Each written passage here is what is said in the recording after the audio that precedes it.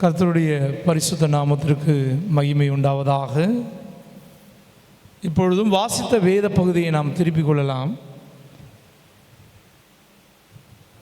யோவான் எழுதின முதலாவது நிருபம் 4ஆம் அதிகாரம். இவ்வேத பகுதியை நாம் வாசிக்கிற வேளையிலே இன்றைய நாளுடைய செய்தி என்ன என்பதை நீங்கள் அறிந்திருப்பீர்கள். கொடுக்கப்பட்ட இந்த நேரத்திலே 15 to 12 நிமிடங்கள் தேவன் அன்பாகவே இருக்கிறார் என்கிற தலைப்பிலே நாம் இந்த நாளுடைய தியானத்தை செய்யும்படியாய் நாம் இருக்கிறோம். தேவன் அன்பாகவே இருக்கிறார். முதல் 15 நிமிடங்களில் 12 நிமிடங்கள், அடுத்த சில நிமிஷத்தில் நாம் தேவனிடத்தில் எப்படி அன்பு கூற வேண்டும் என்பதை குறித்தும் நாம் தியானிக்கும்படியாக இருக்கிறோம். 7வது வசனத்தை நாம் வாசிக்கலாம். பிரியமானவர்களே, ஒருவரில் ஒருவர் அன்பாயிருக்க கடவும், ஏனெனில் அன்பு தேவனால் உண்டாயிருக்கிறது. அன்புள்ள எவனும் தேவனால் பிறந்து அவரை அறிந்திருக்கிறான். ஹல்லேலூயா, ஹல்லேலூயா. அன்பு என்கிற 3 வார்த்தை, இயேசு என்கிற 3 வார்த்தை, இது இரண்டையும் பிரிக்க முடியாது. ஏன் என்று சொன்னால் தேவன் அன்பாகவே இருக்கிறார். பிதாவாகிய தேவன் நம் மீது அவர் நேற்றோ இன்றோ அல்ல, ஆதி முதலாய் நம் தாயின் கருவிலே உருவாவதற்கு முன்னதாக, உலகமும் உலகத்தில் உள்ளவைகளுக்கு முன்பு படைப்பவர்களுக்கு முன்பதாக தேவன் நம்மேல் அன்பு கூர்ந்தார். அல்லையா சொல்லாமா? அவர் அன்பு கூர்ந்தபடியினாலே, அவர் நம் மீது அன்பாய் இருந்தபடியினாலே உலகத்தில் எல்லாவற்றையும் தேவன் படைத்தார். மனிதனையும் அவர் படைத்தார். அல்லேலூயா. தான் படைத்த எல்லாவற்றையும் தமது வார்த்தையினாலே படைத்தார். ஆனால் நம் மீது மிகுந்த அன்பு கூர்ந்தபடியினாலே தமது கரங்களினாலே நம்மை உண்டாக்கினார். அல்லேலூயா சொல்லாமா? அல்லேலூயா. கர்த்தர் நம் மீது அவர் கூர்ந்த அன்பு, அவர் நம் மீது வைத்த அந்த அன்பு, முதலாவது மனிதனாக படைக்கப்பட்ட ஆதாமையும் ஏவாளையும் ஆதியாகம புஸ்தகம் 2ஆம் அதிகாரம் 7வது வசனத்திலே பூமியில் இருக்கிற மண்ணினாலே மனுஷன் உண்டாக்கப்பட்டான் என்று வேதம் சொல்லுகிறது. மண்ணான நம்மை குயவனாகிய கர்த்தர் தமது கரத்தினாலே வணைந்து அவர் நம்மை உருவாக்கினார். ஹல்லேலூயா, ஹல்லேலூயா. அவருடைய அன்பை பாருங்க, மனுஷன் மீது வைத்த அவருடைய அன்பை பாருங்கள். அந்த அன்புக்கு ஈடாக எண்ணத்தை செலுத்தினாலும் அது ஈடாகாது. நான் வாசிக்கும் பொழுது வாசிக்கலாம் என்னோடு கூட. யோவான் 3ஆம் அதிகாரம் 16வது வசனம். தேவன் அன்பாகவே இருக்கிறார். வாசிக்கலாம். யோவான் 3:16.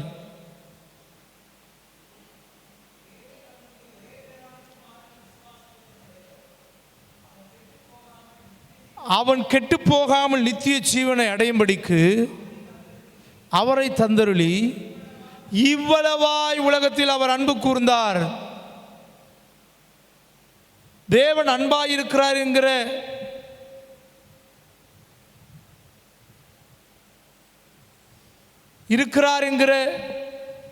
வார்த்தை இப்பொழுதல்ல, அவர் முன்பே, உலக தோற்றத்துக்கு முன்பே அவர் அன்பாகவே இருக்கிறார். வேதம் சொல்லுகிறது, நேற்றும் இன்றும் என்றும் அவர் மாறாது இருக்கிறது போல அவருடைய அன்பும் மாறாதவைகள். அல்லேலூயா.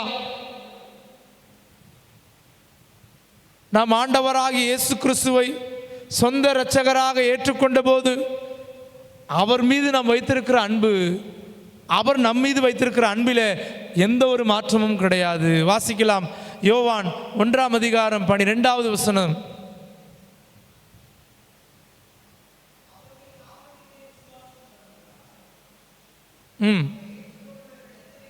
எத்தனை பேர்களும் பிள்ளைகளாகும்படி, ஹல்லேலூயா, அவருடைய அன்பை பாருங்க. அவரை விசுவாசிக்கிறவர்கள், அவரை ஏற்றுக்கொள்ளுகிறவர்கள் மீது அவர் அன்பாயிருக்கிறார். அவர்களை தன் பிள்ளையாக அவர் அழைக்கிறார். தேவனுடைய அன்பு, அந்த அன்பிலே எந்த ஒரு மாயமானத்தையும் பார்க்க முடியாது. தேவன் ஆதி முதலாய் நம்முடைய முற்பிதாக்கள் மீது, பிற்பிதாக்கள் மீது, நம் மீது அவர் அன்பு கொண்டிருக்கிறார். அதனாலே நம் மீது தேவன் இருக்கிறார் என்பதற்கு அடையாளமே ஆண்டவராகிய, தமது வலது பாரிசத்திலே இருந்த ஆண்டவராகிய இயேசு கிறிஸ்துவையே அவர் தந்தருளினார். அல்லேலூயா சொல்லுங்க. தன்னுடைய குமாரனையே இந்த உலகத்துக்கு கொடுத்த அவருடைய அன்பு. வேதம் சொல்லுகிறது, அவர் தம்முடைய குமாரனை தந்தருளி இவ்வளவாய் நாம் ரட்சிக்கப்பட, நாம் பாவ மன்னிப்படைய, நாம் நித்திய ஜீவனை பெற, விசுவாசத்தை பெற்றுக்கொள்ள அவர் பிதாவாகிய தேவன், நம்மீது அன்பாயிருக்கிற தேவன் தம்முடைய குமாரனையே இந்த உலகத்திலே தந்து தம்முடைய அன்பை அவர் வெளிப்படுத்தினார். அவருடைய அன்பை பாருங்கள். இன்றைக்கு மரிப்பதற்காக, ஜனங்களுடைய எல்லா பாவங்களுக்காகவும், சொல்ல போனால் ஒரு மனிதன் இருக்கிறான், அவனுடைய பாவத்துக்காக இன்னொருவன் மரிக்க முடியாது, அவனுடைய தண்டனை இன்னொருவன் பெரிய முடியாது. ஆனாலும் ஆண்டவர் நம் மீது வைத்த அவருடைய அன்பினாலே தம்முடைய குமாரனை இந்த பூலோகத்துக்கு அவர் அனுப்பினார். தேவகுமாரனாக, மனுஷகுமாரனாக அநேக அற்புத அடையாளங்களை நம்முடைய வாழ்க்கையிலே அவர் செய்து அன்பை வெளிப்படுத்தி அவர் நமக்காக சிலுவையிலே மரித்தார். பிரியமானவர்களே, அப்போஸ்தலனாகிய யோவான் வசனத்தை துவக்கும் போதே அவன் சொல்லுகிறான், பிரியமானவர்கள், நீங்கள் தேவனுக்கு பிரியமானவர்கள், தேவனுக்கு அன்பான தேவ ஜனம் நீங்கள். தேவனுடைய அன்பை அவர் விளங்க பண்ணினார். தம்முடைய குமாரனை அவர் தந்து. ரோமர் 5:8 வாசிக்கலாம். ரோமர் 5:8. ரோமர் 5:8 வசனம். நன்றாய் கவனியுங்கள். நாம் பாவிகளாய் இருக்கையில் கிறிஸ்து நமக்காக மரித்ததினாலே விளங்க பண்ணினார். அவர் அன்பாக இருக்கிறார். அவர் அன்பாக இருந்தபடினாலே நம்ம எல்லாருடைய சந்ததியினுடைய பாவங்களுக்காக, முற்பிதாக்கள் செய்த பாவங்கள், இனி வருகிற சந்ததிகள் செய்கிற எல்லா பாவங்களுக்காகவும் அவர் தமது அன்பை அவர் விளங்க பண்ணினார். அல்லேலூயா சொல்லுங்க. தேவன் அன்பாகவே இருக்கிறார். உங்க மேல அன்பாகவே இருக்கிறார். இந்த உலகத்தில் இருக்கிற அன்புக்கும் தேவனுடைய அன்புக்கும் வித்தியாசம் உண்டு. உலகத்தில் இருக்கிற அன்பு பணம் இருந்தால் வரும்.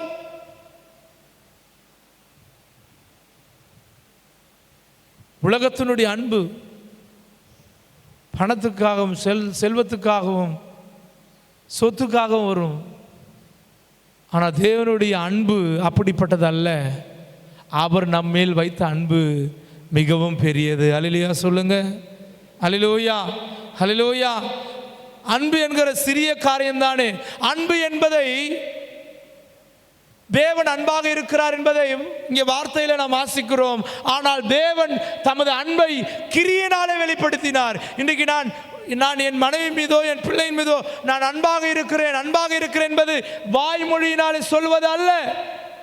வாயினாலே நான் தேவன் மீது அன்பாக இருக்கிறேன். சில பேர் பைபிளை கூட எழுதிருப்பீங்க, ஜீசஸ் லவ்ஸ் யூன்னு எழுதிருப்பீங்க. இயேசு நேசிக்கிறார்,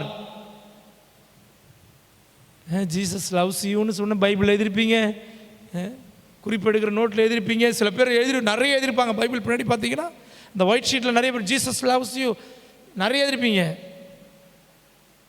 வாயினாலோ மையினாலோ நாம் அன்பு கூறுவலாய் இராதபடி கிரியினாலே செய்கையினாலே பிதாவாகிய தேவன் தம்முடைய குமாரனை தேவன் அன்பாக இருக்கிறார் என்று வார்த்தையினாலே அல்ல, அதை கிரியினாலே வெளிப்படுத்தினார். ஹல்லேலூயா, ஹல்லேலூயா. நாம் ஒருவர் மீது அன்பாக இருக்கிறோம் என்று சொன்னால் கிரியினாலே வெளிப்படுத்த வேண்டும் அன்பை. ஒரு பக்தன் பாடுகிறான், அன்பில்லா உலகில் மனிதன் அன்பை தேடுகிறான், அலைக்கடலின் நடுவினிலே மன அமைதியை தேடுகிறான், நிழலை நிஜம் என்று அவன் ஏமாந்து போகின்றான், வாழ்வில் நிம்மதி இல்லை என்று அவன் ஏமாந்து போகின்றான். அன்பு உருவானவர். இப்படி அந்த பாடலில் ஒரு வரி இருக்குது, தன்னுயிரை கொடுத்து மண்ணுயிரை மீட்ட அன்பர் இயேசுவின் அன்பை மறந்து போனீர்கள் என்று சொல்லி, தன் உயிரை கொடுத்து இந்த மண்ணுயிருக்காக, மண்ணிலே வாழுகிற மக்களுக்காக தன்னுயிரை கொடுத்த அன்பர் இயேசுவினுடைய அன்பை மறந்து போயிட்டாங்க. அதில் ஒரு வார்த்தை இருக்குது, பாடல் வரிகள், கட்டி கொண்ட கணவனுக்கு கட்டுப்படும் தாய் அன்பு, பெற்றெடுத்த பிள்ளையும் பிரிந்துவிடும் அன்பு. ஆனால் இயேசுவின் அன்பு அது மாறாதது, ஒரு காலம் ஒழியாதது. அந்த அன்பு மாம்சமாக வெளிப்பட்டது. பிதாவாகிய தேவன் முதலாவது வார்த்தையாக வெளிப்பட்டார், பின்பு ஒளியாக அவர் வெளிப்பட்டார். நீங்கள் யோவான் சுவிசேஷம் 1ஆம் அதிகாரத்தை நீங்கள் வாசி சொன்னா, ஆதியிலே வார்த்தை இருந்தது என்று ஆரம்பிக்கும். 2வது ஒளியாக தேவன் வெளிப்பட்டார், 3ஆவதாக அவர் மாம்சமாக வெளிப்பட்டார். இப்பொழுது தேவன் ஆவியாக இருக்கிறார். அல்லேலூயா. தேவன் அன்பாகவே இருக்கிறார். உலகத்தில் இருக்கிற அன்பெல்லாம், அதே ஒரு சகோதரி பாடுறாங்க, இருந்தால் பலர் வருவார், இல்லை என்றால் யார் வருவார்? பணம் இருந்தால் பலர் வருவார், இல்லை என்றால் யார் வருவார்? இருந்தாலும் இல்லை என்றாலும் என் இயேசு கூட வருவார். பணம் இருந்தாலும் இல்லை என்றாலும் என் இயேசு கூட வருவார். உலகை நம்பாதே மனமே, உலகை நம்பாதே. இயேசுவின் அன்பு பணம் இருந்தாலும் இல்லை என்றாலும் இயேசுவின் அன்பு உன்னோடு கூட அது இருக்கும். அல்லேலூயா. அவர் சொல்லியிருக்கிறார், உலகத்தின் முடிவு வரை சகல நாட்களும் நான் உங்களோடு கூட இருப்பேன் சொன்னா அவர் உங்கள் மீது அன்பு கூர்ந்திருக்கிறார். அல்லேலூயா. அவர் அன்பாக இருக்கிறேன் என்பதை வெளிப்படுத்துகிறார். உபாகமம் 4ஆம் அதிகாரம் 37வது வசனத்தை வாசிக்கலாம். உபாகமம் 4:37. உபாகம் 4:37, 7-8. உபாகம் 4:37. அவரும் பிதாக்கள் அன்பு கூர்ந்தபடியால் தெரிந்து கொண்டு துரத்தவும் போய்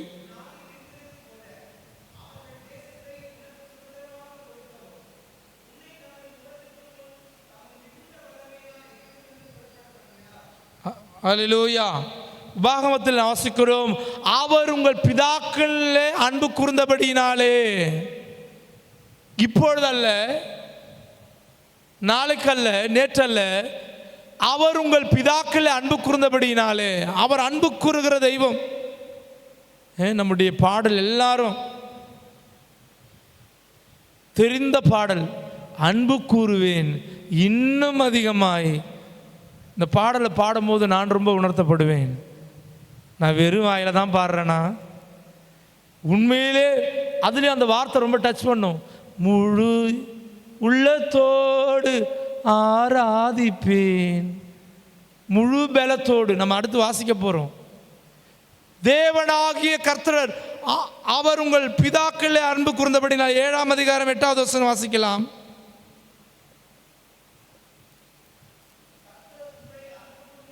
கர்த்தர் உங்கள் அன்பு கூர்ந்ததினாலும் என்பதினாலும் புறப்பட பண்ணினி இன்றும் மீட்டு கொண்டார். அல்லேலூயா.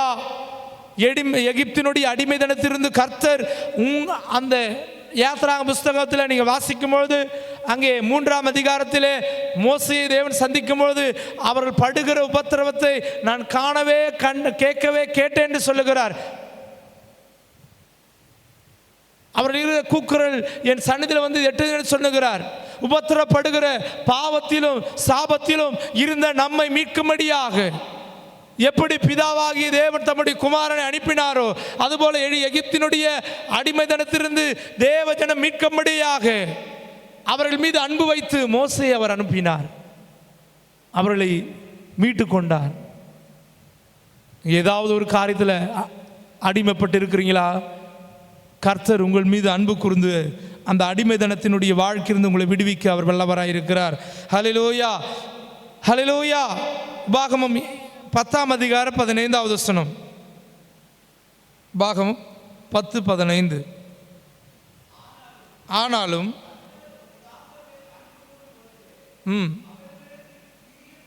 பிரியம் வைத்து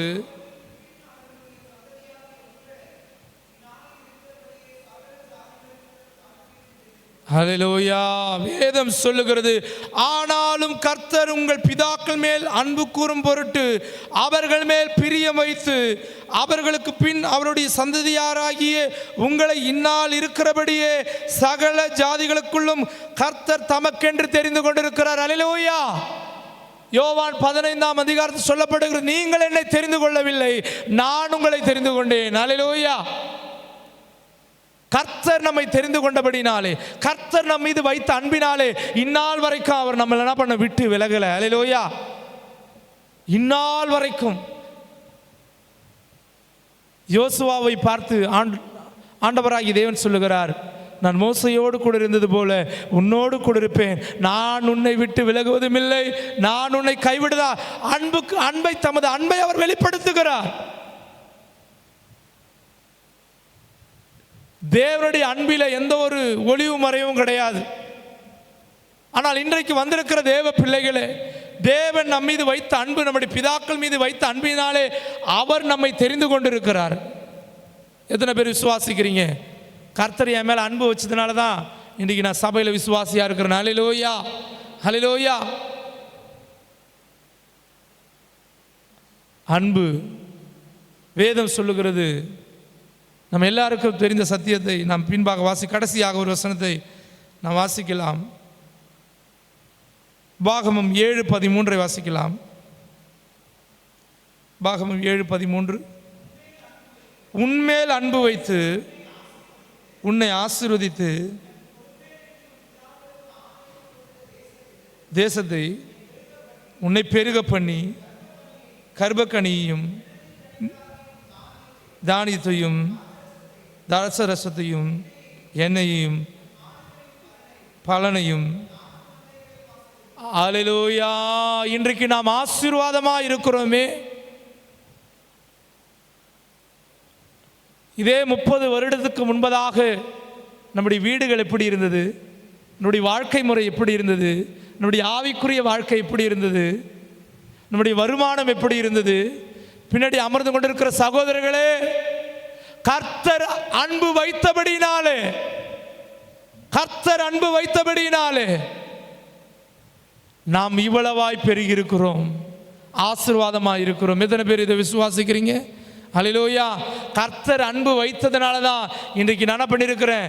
ஆண்டவர் அன்பு வைத்ததுனாலே நான் பெருகி இருக்கிறேன். ஹல்லேலூயா, ஹல்லேலூயா. நான் எப்பொழுதும் எங்கள் வீட்டை பார்க்கும் பொழுது மழை காலங்களில் எங்கள் வீடு ஒழுகும். எங்கள் வீடை பார்ப்பேன். First floor, ground floor, first floor. இப்போ எங்கள் வீட்டை நிமிர்ந்து பார்ப்பேன். அதை பார்க்கும்பொழுது கர்த்தர் வீட்டை கட்டாராகில், நீங்கள் கொடுக்கலனா, இந்த வீட்டை நீங்கள் கட்டலைனா, நீங்கள் அன்பு வைக்கலைனா, ஒரு ஏழை கல் அடுக்கிற லோட்மேன் இந்த வீட்டை கட்டியிருக்கவே முடியாது. ஆண்டவரே, நான் வீட்டை பார்க்கும் போதெல்லாம் சொல்லுவேன், உங்களுடைய அன்பு வச்சதுனால, எங்கள் மேலே நீங்கள் அன்பு கூர்ந்தனால இந்த வீடு எங்களுக்கு கொடுத்துருக்கிறீங்க. ஹல்லேலூயா, ஹல்லேலூயா. நான் பள்ளிக்கு சொல்லி முடிக்க ஏவப்படுகிறேன். நான் பள்ளிக்கு செல்லும் பொழுது சரியான உடை இருக்காது, ஷர்ட் பின் இருக்காது, டவுசருக்கு அரணா கொடி இருக்காது, அந்த பட்டன்லாம் அறந்துருக்கும். முள் தான் குத்தின்னு போவேன், முள் தான் குத்திட்டு போவேன். அப்புறம் டவுசருக்கு இருக்காது, முடிச்சு போட்டு தான் போவேன். ரொம்ப கஷ்டம். ஆனால் நான் எப்பொழுது சிறுவர் ஊழியத்துக்கு வந்தனோ அப்போ தான் ஏசப்பாவுடைய அன்பை நான் அறிந்து கொண்டேன். பீந்திருந்த என்னுடைய சட்டில் அவங்க பின்னத்தில் வந்து குத்துனாங்க. ஹல்லேலூயா, ஹல்லேலூயா. அந்த அன்பு அவர் மீது வைத்த, அவர் என் மீது வைத்த அன்பு, நான் அவர் மீது வைத்த அன்புக்கு ஈடாக அவருடைய ஊழியத்தை செய்யும்படியாக என்னை நான் ஒப்பு கொடுத்திருக்கிறேன். இன்றைக்கு உங்கள் மத்தியில் ஊழியக்காரனாக இருக்கிறேன்.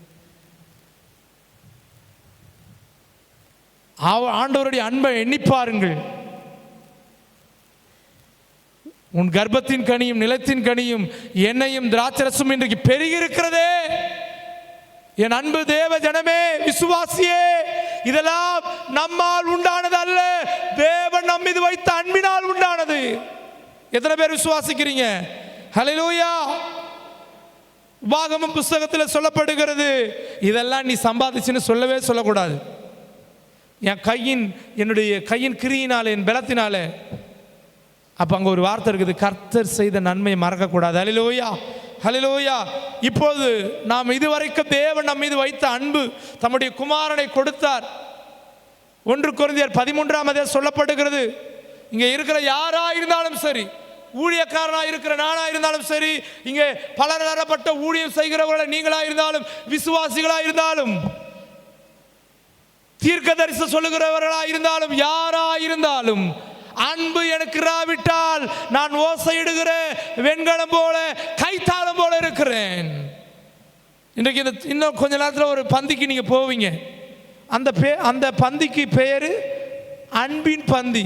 பாடுவோம் 162 பழைய மீட்பின் பாடல் புஸ்தகத்தில் 162வது பாடல். அன்பின் பந்தி, அருளின் பந்தி, ஆண்டவர் இயேசுவின் திருப்பந்தி. உணர்வு பூர்வமாய்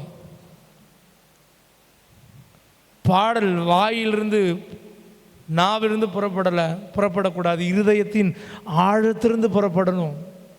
இருதயத்திலிருந்து அந்த அன்பை வெளிப்படுத்தணும். ஆண்டவர் வாயினாலே உரைத்தார்.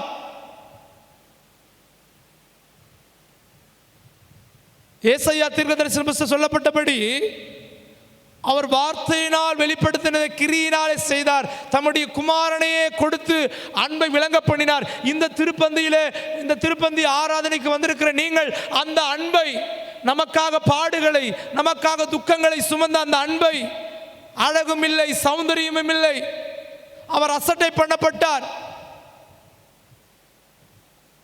நம் மேலே விழ வேண்டிய அடிகள் அவர் மேலே விழுந்தது. அந்த அன்பை எண்ணி பார்ப்போமா? எப்பொழுது எண்ணி பார்ப்போம்? குட் ஃப்ரைடே அன்றைக்கா அவர் சொல்லுகிறார், திருப்பந்தியிலே ஆயத்தப்படுத்தின பின்பு அவர் சொல்லுகிறார், ஆண்டவராய் இயேசு கிறிஸ்து சொல்லுகிறார், நான் வரும் அளவும் என்னை நினைவு கூறும்படி இதை செய்யுங்கள். நான் வரும் அளவும் என்னை. அப்போ அவர் மீது நாம் அன்பு கொண்டிருக்கிறோமா இல்லையா? வாசிக்கலாம். இப்பொழுது 2வது பகுதியை நாம் தியானித்து நாம் முடிக்கும்படியாக இருக்கிறோம். இன்னும் 1 நிமிஷத்தில் 2வது பகுதியை நாம் வாசிக்கலாம். உபாகமம் 5:6. உபாகமம் 5:6. இன்னொருவர் 10:12. உபாகமம் 5:6, 10:12. வேகமாக வாசிக்கலாமா?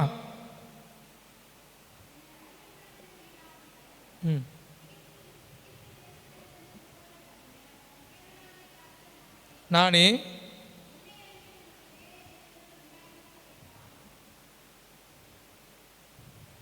5:6 வாசிக்கலாமா? மறுபடியும் 5:10 வாசிக்க பார்க்கலாம். யார் இன்றைக்கு வந்திருக்கிற யார் கர்த்தரிடத்தில் அன்பு கூர்ந்து அவருடைய கற்பனைகளை கை கொள்ளுகிறார்களோ அவர்களுக்கு 1000 தலைமுறை மட்டும் இரக்கம் செய்கிற தேவனாக, அன்பு கூறுகிற தேவனாக அவர் இருப்பார். அல்லேலூயா. யார் அவரிடத்தில் அன்பு கூர்ந்து அவருடைய கட்டளைகளை, வேத வசனத்தை யார் கை கொள்ளுகிறார்களோ அவர்களுக்கு 1000 தலைமுறை மட்டும் இரக்கம் செய்கிற தேவனாக இருக்கிறார். உபாகமம் 6:5 வாசிக்கலாம். உபாகமம் 6:5.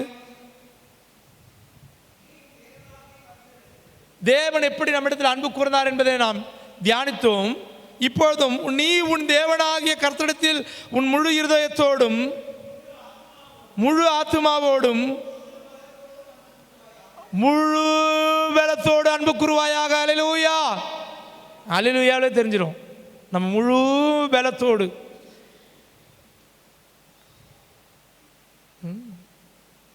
நம்ம சொல்கிற அல்லேலூயா ஈசிஆரில் போகிற பஸ்ஸை நிற்க வைக்கணும், அங்கே இருக்கிறவங்க என்ன பண்ணணும், சர்ச்சுக்குள்ளே கொண்டு வரணும்.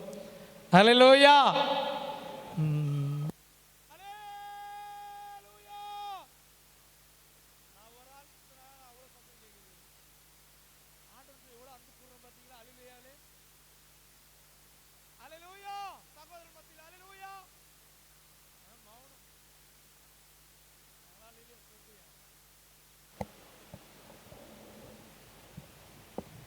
நம்மளாம் விசுவாசமுள்ள சந்ததி தெரியுமா?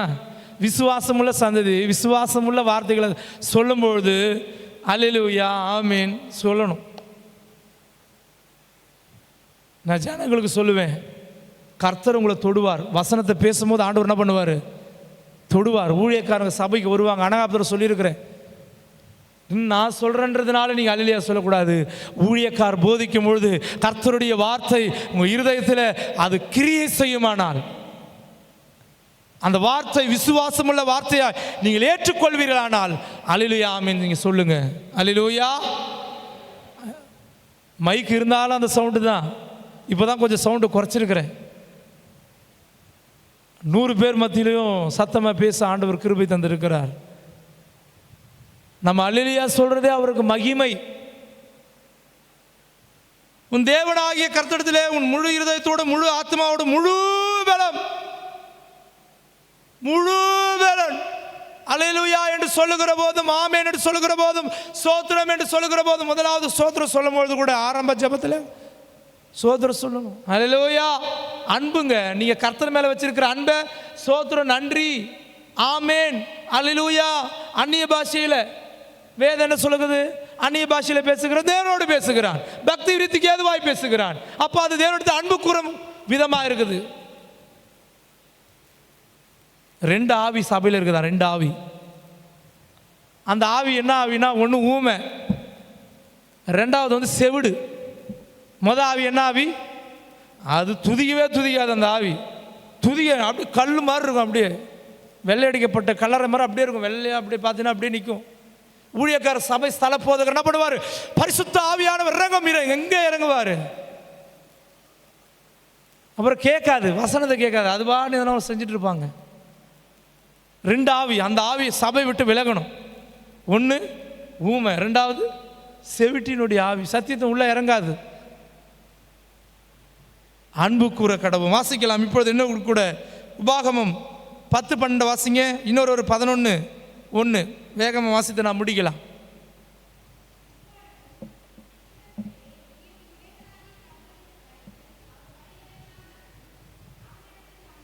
அவர் வழிகளெல்லாம் நடந்து அவர்கள் அன்பு வைத்து முழு இருதயத்தோடும் முழு ஆத்மாவோடும் உன் தேவனாகிய கர்த்தரை சேவித்து நான் இன்று உனக்கு கற்பிக்கிற சகல கற்பனைகளையும் கட்டளைகளையும் உனக்கு நன்மை உண்டாகும்படியாக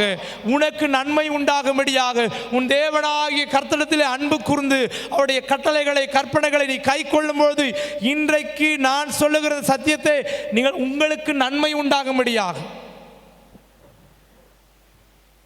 இயேசுவினுடைய அன்பு. இப்போ நீங்கள் எல்லாரும் உட்காந்துட்டு இருக்கிறீங்க, நான் வந்து உங்கள் கணத்தில் அரைஞ்சேன்னா நீங்கள் என்ன பண்ணுவீங்க? திரும்பி அறைவீங்க. ஆனால் இயேசுவினுடைய அன்பு, அவருடைய மேனியை குறித்து வேதம் சொல்லுகிறது, சிவந்த மேனியுடையவர். சிவந்த மேனியுடையவருடைய கன்னத்திலே அறைந்தான். அந்த கன்னத்திலே அறைந்த அறையை ஏற்றுக்கொண்டார். அந்த சிவந்த மேனியிலே எச்சிலை உமிழ்ந்தார்கள், ஏற்றுக்கொண்டார். தலையிலே கொட்டினார்கள், ஏற்றுக்கொண்டார். தடியினாலே அடித்தார்கள், வாரியாலே அடித்தார்கள், அவர் அங்கிகளை கிழித்தார்கள், அவரை பரியாசம் பண்ணினார்கள், அவர் கைகளில் ஆணிகள் அடித்தார்கள். எல்லாவற்றையும் அவர் ஏற்றுக்கொண்டார் என்று சொன்னால் ஒரே ஒரு காரியம், அவர் நம்மேல் வைத்த அன்புக்காக. ஹல்லேலூயா சொல்லுங்க, ஹல்லேலூயா, ஹல்லேலூயா. அவர் நம் மீது வைத்த அன்புக்காக தன்னையே சிலுவையில் கொடுத்துட்டார். ஹல்லேலூயா.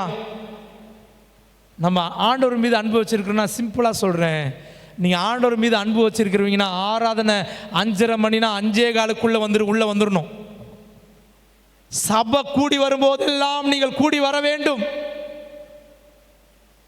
அவருடைய கட்டளைகளை கற்பனைகளை எப்போதும் நீங்கள் வாசிக்க வேண்டும். 365 நாட்களும் தியானிக்கணும்.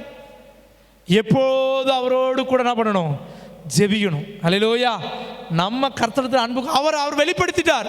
தம்முடைய அன்பை அவர் வெளிப்படுத்திட்டாரு. அந்த அன்புக்கு ஈடாக நம்ம கொடுக்க வேண்டியது என்னன்னா, நல்லா கவனிங்க, நம்ம மற்றவங்களுக்கு அந்த அன்பை வெளிப்படுத்தணும். ஆகையினால இன்றைக்கு வந்திருக்கிற நாம் ஒவ்வொருவரும் கர்த்தரிடத்தில் அன்பு கூற கடவும். எப்படி என்று சொன்னால், முழு இருதயத்தோடு, முழு ஆத்மாவோடு, முழு சிந்தையோடு அவரிடத்தில் நாம் அன்பு கூற கடவும். சகலமும் நன்மைக்கு ஏதுவாய் அவர் முடிய பண்ணுவார். நம்ம எல்லாரும் முழங்கால் படிடுவோம். எல்லாரும் கண்களை மூடி எல்லாரும் முழங்கால் படிடுவோமா? தேவன் நம் மீது வைத்த அன்புக்காக தமது குமாரனே இந்த பூலோகத்துக்கு அனுப்பினார். நாம் பாவிகளாக இருக்கையில்